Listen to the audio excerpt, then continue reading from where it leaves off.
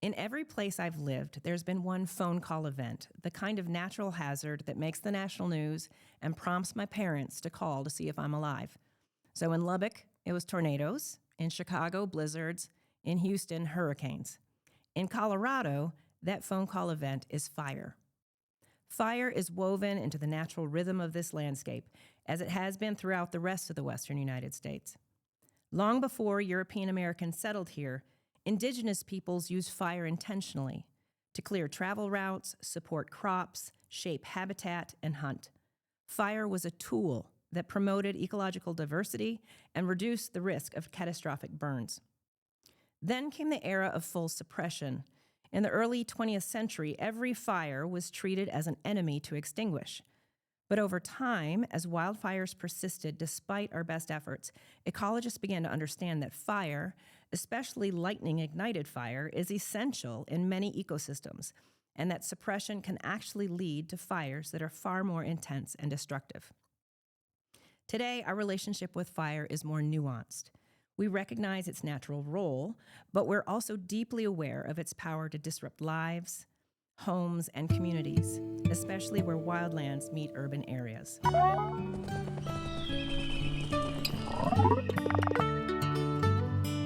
I'm Sarah Quiroga, and today I am speaking with our guest, David Garcia, Water Resources Wildfire Mitigation Specialist of Boulder County Parks and Open Space. And I have to say, David, that this is actually the first place I've ever worked with a wildfire specialist on staff. So I'm excited to talk with you a little about wildfire, the work you do for Parks and Open Space, and what people can do to reduce wildfire risk here in Boulder County. I'm sure most folks know by now about the Marshall Fire, which happened on December 30th, 2021. During that fateful day, I was actually with the Boulder Fire Department, and that was one of the most destructive fires that Colorado has seen in its history. It's not the biggest, but definitely the most destructive. It burned down over 1,000 homes. Unfortunately, only 2 lives were lost, but many, many people were affected by it.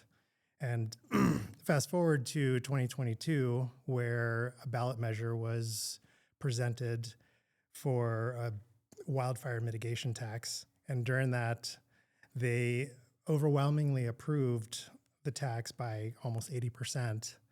And so from that, the position was created. So specifically during that fire, it was thought that there's a lot of fuel that grows in the ditch corridors along the eastern half of the county. And without much fuel management in those areas, it's a really high potential for fire risk and fire danger, for fire to travel along those corridors. And so we wanted to put a lot of attention towards that and hopefully get ahead of potentially the next catastrophic event. So that's where the water resources half of the title comes from, is that you're looking after the water corridors that come into those areas. Correct. Yeah. I work primarily on the eastern half of the county, where basically all these ditches, these historic ditches from the 1800s, have been using the water to convey to the farmers over the last 100 plus years. So I heard you say that you worked for Boulder Fire. Can you tell me a little bit how you came to be qualified for this position, or what your history is with fire mitigation? Yeah, absolutely. 2012, I don't know if you remember that year, but that was the year of Waldo Canyon fire. There was the High Park fire. Locally in Boulder, there was the Flagstaff fire. There's fires everywhere. That year, I was actually with Rocky Mountain Fire, and I got hired on as a wildland firefighter and as a mitigation crew member. And so when there was no fires, we did mitigation work for all the residents in our district.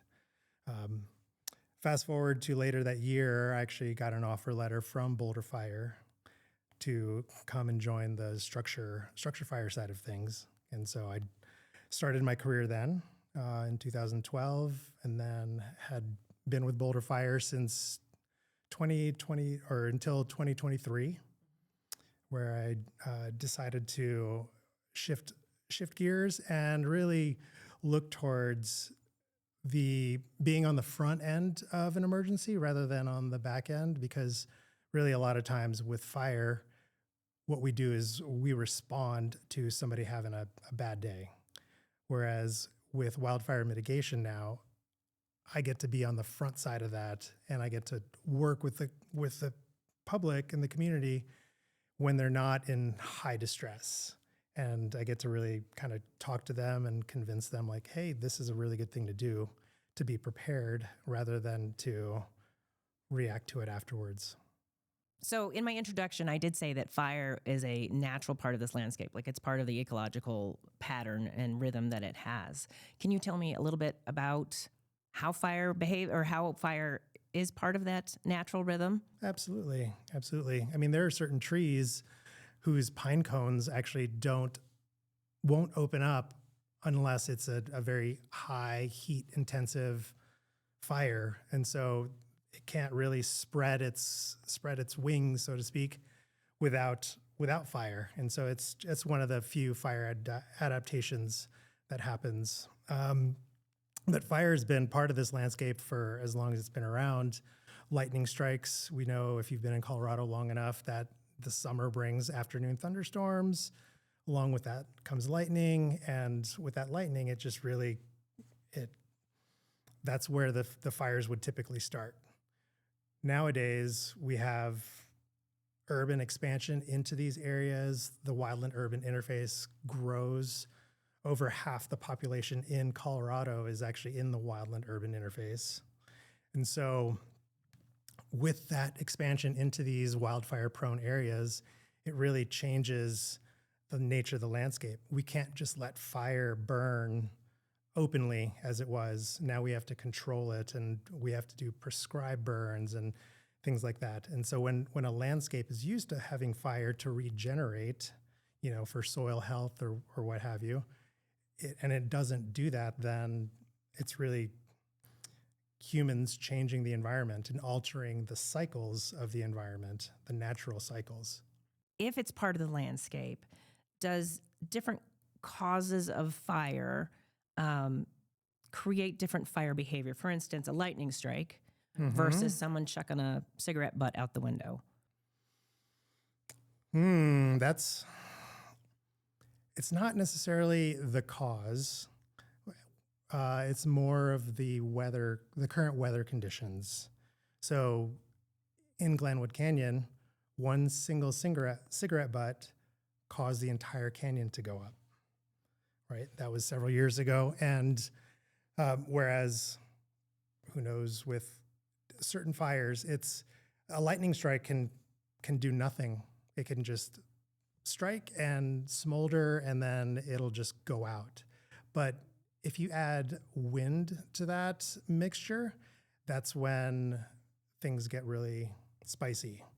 And historically, like if a lightning strike hits, there's not really a huge wind event along with it. But now with climate change and what have you, we do have a lot of these high wind events, and it becomes like red flag days for firefighters and the community, I guess.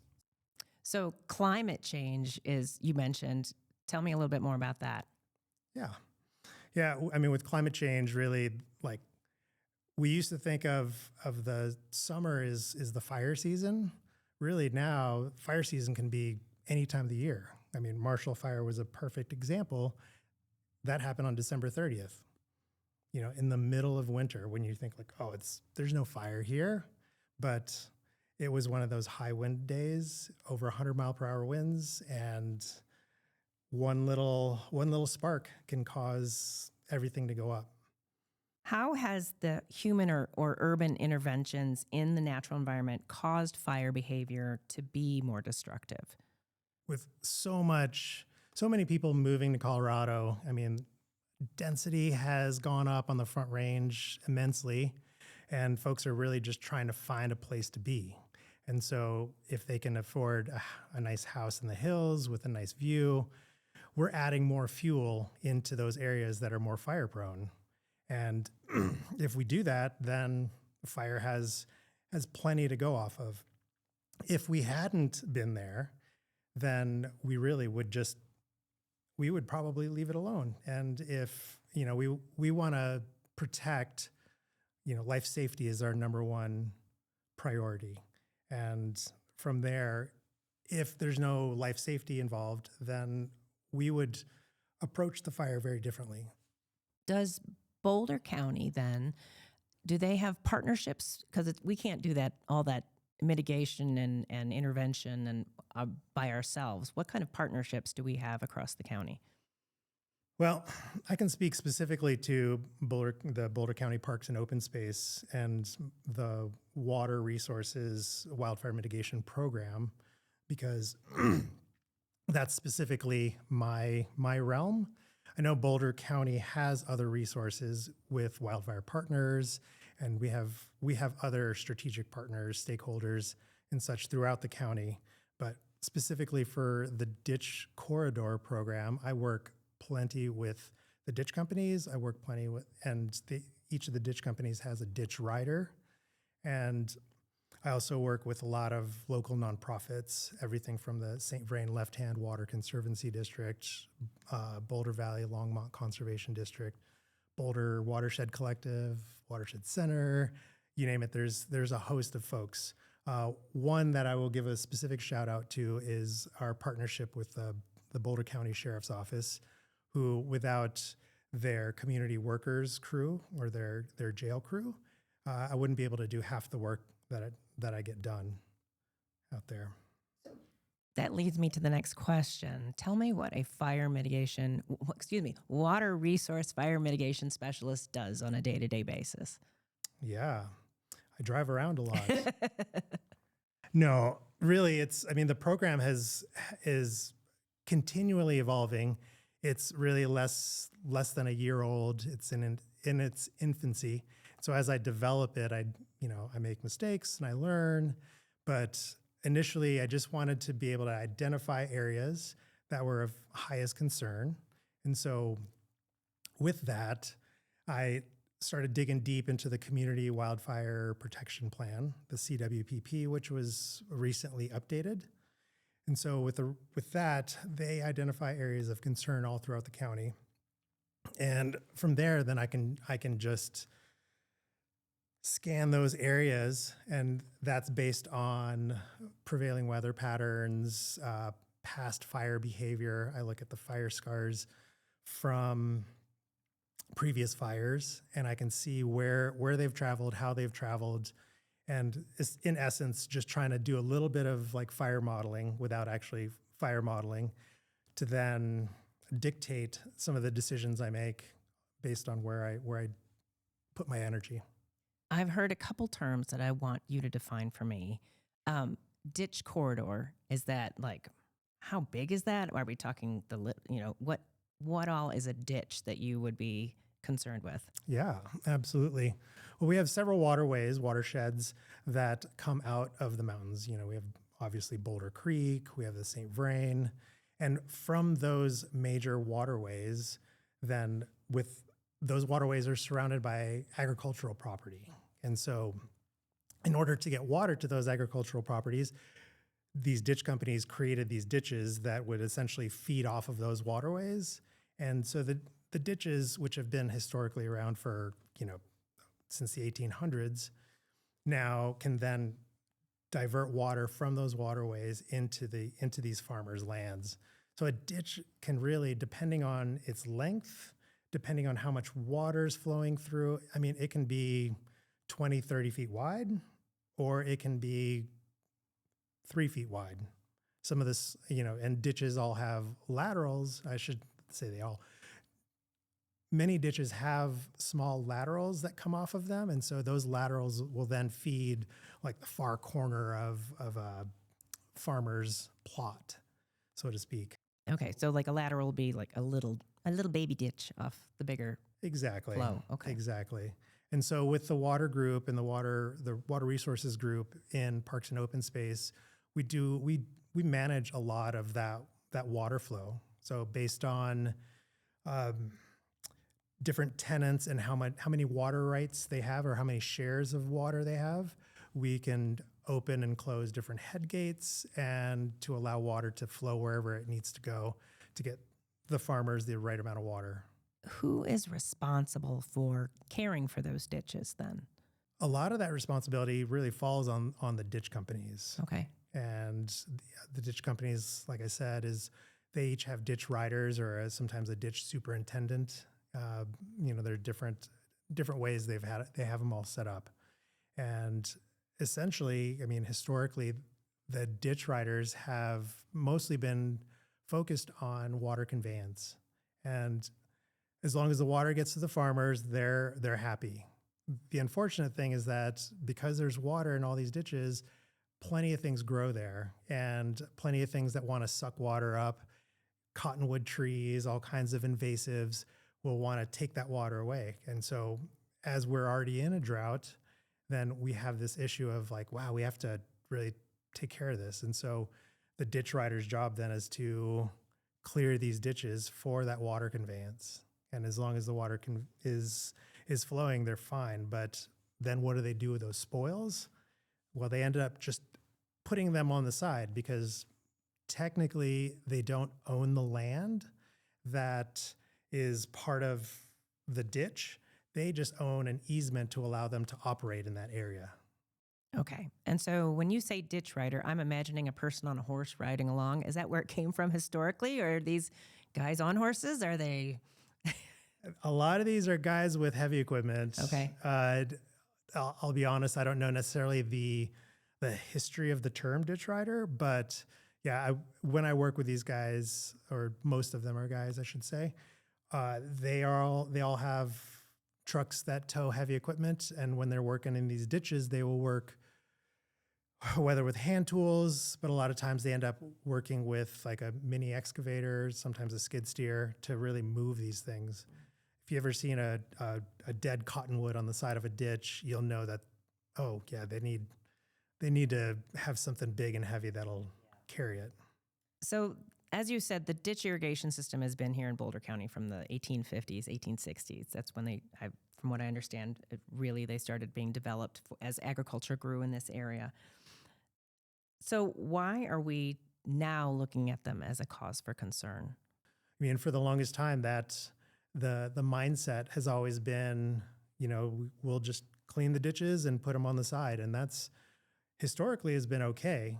However, now with climate change and this really high awareness for urban conflagration of wildfires, I mean, if you look at Marshall Fire, I don't think anybody in Louisville or Superior or Lafayette would expect that a wildfire, they would lose their home to a wildfire, but it happened. And they're like, oh, well, the winds come from the west. There's all this grassland. We don't have to worry about it. But based on how climate is changing, we have to really rethink our mindset and our strategies here based on hotter summers, longer summers, more extreme weather patterns. And so with more extreme winds comes really a much higher danger for fire to carry long distances. They say one tiny ember can carry up to a mile. Wow. And all it takes is one ember to start one entire house on fire. So then what is your role in working with the ditch companies, in working with public landholders or private landholders, I guess I should say, to kind of address some of these concerns? I'm still trying to define my role. Again, the program is in its infancy, but really my main goal here is to build these relationships, because if I can build those relationships, then I can build that trust that we can change the mindset of the folks who have historically just dumped the spoils on the side of the ditch. And that mentality and those strategies are no longer working, and they're no longer safe, especially if you have a neighborhood that has popped up next to a ditch, and now you've got a pile that's 10 feet high, 30 feet wide, and just ready. Now, granted, it's probably a nice habitat for some small creatures, but we're looking at, again, at life safety here and along a ditch. And so that's fortunately like one of the things I can just take care of that. And so my role, again, is to help work with the ditch companies to get rid of these and then to change the mindsets that, hey, if you're going to clear out a ditch, let me know and I can come and I can bring a roll-off dumpster so we can then take all these spoils and then just send it to the mulch yard, and that way it can get recycled back into the environment. So these ditch companies, I have to imagine, are a little resistant to change. How do you then deal with trying to get them to, how do you deal with disagreement with that idea? Absolutely. I mean, I don't know any person that is really all about change. There's some level of resistance, not necessarily just ditch companies, but everybody to change. Change can be difficult. And when this is the way we've always done it kind of mentality takes place. But the challenging part is when you stay stuck in that mindset. So if I can help folks realize like, hey, there's a major concern here, and I am here to help support those concerns by funding your projects, by making your work easier. So with the fire shed being what it is and the population of Boulder County only continuing to grow, we need to look then more at fire mitigation to, again, like you said, kind of get ahead, get on the front end of a fire or preventing a fire. So can you give me a good definition of what fire mitigation would be? Sure. Yeah, fire mitigation, or you can, I mean, some people can make it synonymous with fire preparedness, really, or fire resilience. Basically, mitigation is just like the actions you would take to help harden your home or to really increase the risk of survivability for your property, for yourself, things like that. So depending on what you call it, whether it's resilience, whether it's preparedness, it's really not about like if it's going to happen to us, it's really when it's going to happen to us. I was just reading this recent statistic that the Boulder County fire shed ranks in the top 5% of all the fire sheds in the country for the probability of a catastrophic fire event happening. So that term, hardening a property, what do you mean by hardening a property? So home hardening can look a lot of different ways, or hardening a property can look a lot of different ways. If you look at it from the zone concept of a zone 0, zone 1, zone 2, zone 0 is the first 5 feet, or I think here it's zone 1, 2, and 3. But zone 1 is, the zone that's closest to the house. The first 5 feet really should have nothing flammable in that area, especially not a juniper bush that is right underneath a window. So creating those zones of defensible space are going to be huge. And so zone 2 is the next 30 feet out, and then zone 3 is like up to 100 feet out.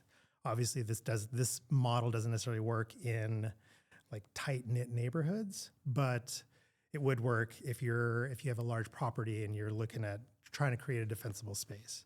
So beyond creating that defensible space, you can, thinning out trees and such, making sure that the zone 1 and zone 2 are really tight. You can create non-combustibles around the house. You have fire mesh that can go underneath areas where material would typically gather. So underneath decks or in like the crook of your roof. So areas like that are prone to have a lot of leaf litter, and that dried leaf litter can really cause a lot of damage. So what are some common misconceptions about what hardening is? For instance, I've heard some people complain, well, you're controlling my landscape or that kind of thing. Mm-hmm. Is there people who are just resistant to it? Yeah, I mean, I think no one, like people move out into the country and they have their property and they do that because they don't want to be crowded in and they don't want to be disturbed. They just want their space and they want to, be able to do what they want. However, it's not always the case. So probably the most common, well, I shouldn't say common misconception, but one of the most common things I encounter with homeowners that are resistant to home hardening or that defensible space is that they have an emotional connection to trees. And it's a big one, and it's interesting because some people have lived here for decades and they've watched a tree go from a sapling to a large, maybe their kids grew up swinging in that tree. There's a number of reasons why, but some people just like them for shade and privacy. But regardless, there's an emotional attachment to trees or to their landscaping, and they don't want that disturbed, so to speak. But so that this leads to the misconception that if I come in as a wildfire mitigation specialist, then my plan is just to clear out everything, cut all the trees down, and put concrete down so nothing will burn. That's not really the case. That's far from the truth. So basically, I try to be very selective about how much I disturb their environment, their landscape, because really there's a huge landscape value for birds. If there are trees there, there's a huge value to have things on the ground where small critters can kind of zoom around. There's all kinds of wildlife here, and with the Preble's meadow jumping mouse being one of the endangered species in the county, and we have one of the highest concentrations of them. Basically, we don't want to disturb them. We want to make sure we're stewards for them so we can help protect them and help their population grow. And so I don't want to take away those habitats, and if I don't have to. Basically, that line is drawn when there's life safety involved. Mostly along a ditch corridor versus a natural waterway. Mm-hmm. Mm-hmm. Are there approaches then to, when you are looking at your landscape around your house, to the sort of some good strategies for creating that landscape that's safe for your house, that puts that life safety into consideration? Mm-hmm. Yeah, I mean, there's a number of really easy, low-hanging fruit that you can do as a homeowner. If you have a tree that overhangs your house, and if that tree can be trimmed back a little bit so it doesn't hang over or touch the house, because if that tree catches, then your house catches. So if you can have a little bit of separation of your house from that tree, that would be great. You also don't want to create what are called ladder fuels. And so ladder fuels are, if you look specifically some of these spruce trees that grow all the way to the ground, you would ideally want to limb those up 6 to 8 feet. And so if an ember falls at the base, then it's not going to catch the lower branches, which will then climb up and turn it into a crown fire. So the low-hanging fruit would be getting a tree trimmed back. A really easy one is to clean off your gutters. A lot of people don't think about that. They're like, oh, my gutters are fine. Some folks have those gutter guards, but really, if you don't, and you have a big pile of leaves, especially in the fall, that's just ripe for big fire. Does planting native species as opposed to an introduced species, would that be something to consider as well? Oh yeah, 100%. I mean, this landscape was really adapted for fire. And so a lot of the native species are more fire resilient versus some of the invasives that really grow big. And we tell homeowners all the time, and this is a little off the topic, but junipers, which were once in vogue in probably the 80s or 90s, so many people have juniper bushes everywhere in all different shapes and sizes. But those juniper bushes have these terpenes, which are oils in them that cause them to be really flammable. not to mention the density of the actual bush is so thick that the dead needle litter that falls off of the branches gets stuck in there. And so then you have highly flammable oils along with something that's dry that will cause a really big fire, or cause a small, flashy, hot fire, I should say. Does Boulder County Parks and Open Space do fire mitigation on their properties? Yeah, absolutely. I mean, we have a fire management crew that we work with in the forestry department. They are primarily in charge of the prescribed burns. They work closely with the Boulder County Sheriff's Office and their fire management team there. And so they have a large team of folks, and we really have to plan for those fires. And folks will submit, hey, I have a concern about this. And we rely a lot on our different work groups and the folks in the field to really relate to us, like, hey, what needs to be burned? Does this ditch need to be burned? Is this thing overgrown with cattails? What's going to catch on fire, basically? And so not only do we have the ditch corridor or the water resources wildfire mitigation program, but then we also have the fire management program, which is more on the forestry side. A lot of those folks end up working on the western side of the county and to do all the fire mitigation up there, but then they're also doing prescribed burns on all of our agricultural property as well. Do you have a good resource of information for private homeowners? Like if I wanted to reduce my insurance rates and do fire mitigation on my property, where could I go to find out that information on how to get it done? Boulder County is home to one of the premier wildfire mitigation programs in the country. It started in 2014. Wildfire Partners has really pioneered a lot of the wildfire mitigation resources for homeowners specifically. So they have different campaigns they've launched, like, Junk Your Juniper or Fences or Fuses. And they have a whole team of wildfire mitigation specialists that go out and work with homeowners. They work with HOAs. They're kind of all encompassing. So whereas my program specifically focuses along ditch corridors, their program really focuses more on community mitigation. Because if you are one person in a neighborhood and you do all the mitigation, but no one else does, it's still a problem. And so we really have to get our neighbors and our friends on board with doing the mitigation in order for it to be more effective. This mitigation process for a private landowner or house owner or what have you, it sounds like it could be a little pricey because I've had a tree taken out in my backyard. It was not cheap. How are there programs that can support someone who wants to do that but may not have the funding? Yeah, definitely. That's probably the number one reason why a lot of folks don't do it. It's not because they're lazy or they don't want to. It's that it is really cost prohibitive.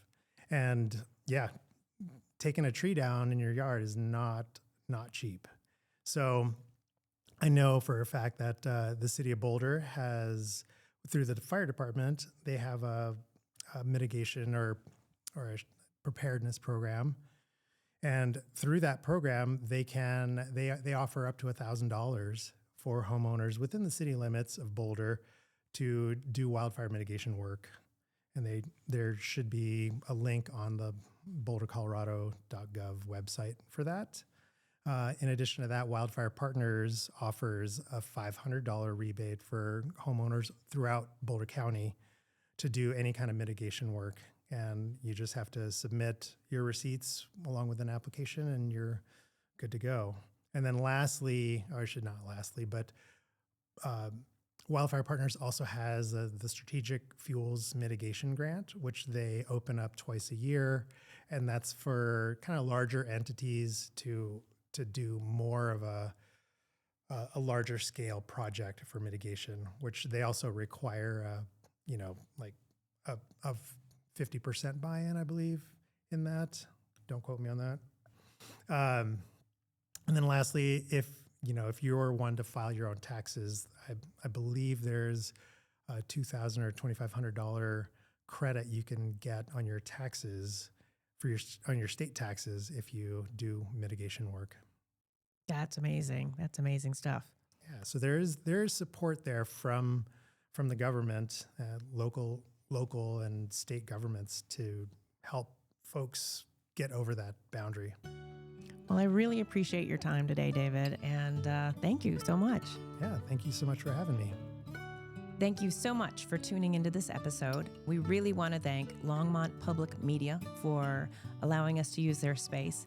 And I want to invite you to follow Voices of Open Space on Instagram, Facebook, YouTube, and wherever you get your favorite podcasts.